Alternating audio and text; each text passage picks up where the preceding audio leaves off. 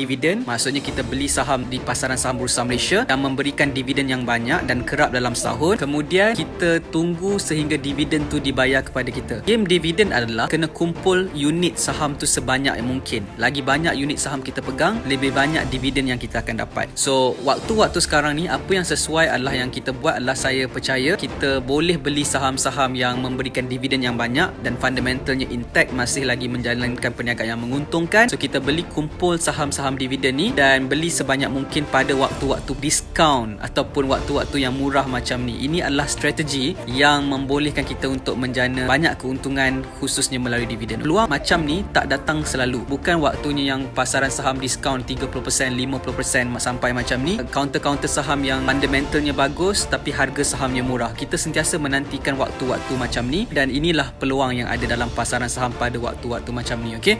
So rule asal untuk saham-saham yang kita nak beli untuk makan dividen, rule yang pertama adalah kita kena make sure fundamental company tersebut adalah mantap ataupun bagus. Fundamental yang bagus ni apa maksudnya? Kita kena tengok dia punya performance ataupun prestasi perniagaan syarikat tersebut. Kita kena baca dia punya quarter report. Dalam quarter report, kita tak nak baca semua benda. The most important thing dalam quarter report adalah dia punya revenue dan juga net profit. Kita nak tahu berapa banyak yang company buat duit dari bisnes dia, dan berapakah net profit, keuntungan bersih yang dia dapat, duit yang masuk dalam company dan jadi milik company. Dia mestilah kalau boleh 4 ke 5 quarter report dia berterutan untung.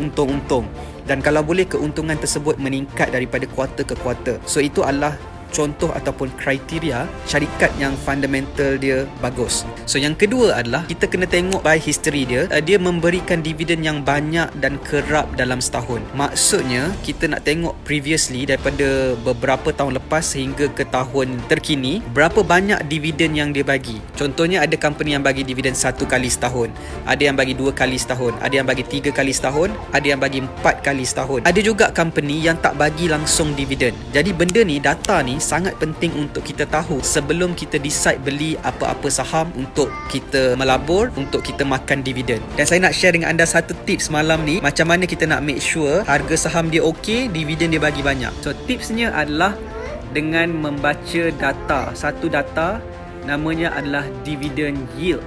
Okay, DY, dividend yield. Dividend yield ni dia adalah satu data yang menunjukkan berapa banyak dividen yang diberi oleh syarikat dan dibahagikan dengan harga saham tersebut. Dia kira berapa dividen yang dibagikan setahun, dia bagikan dengan harga saham. So kita akan dapat satu percentage. Percentage ni adalah, nama dia adalah dividend yield. Kita boleh dapat baca info ni dekat KLSE Screener. Pergi dekat phone anda, pergi download dekat Google Play Store ataupun Apple App Store anda. Kita nak tengok dia berikan dividend yield yang tinggi, hasil dividen yang tinggi. Kalau anda jumpalah sesuatu kaunter saham tu dia bagi dividen yield dia 5% ke, 6% ke, 8% ke, lebih pada 10% ke, maksudnya bagus. Kalau standard 3%, kalau 5%, 6%, itu kira bagus. Itu kira dividen dia bagi banyak tu.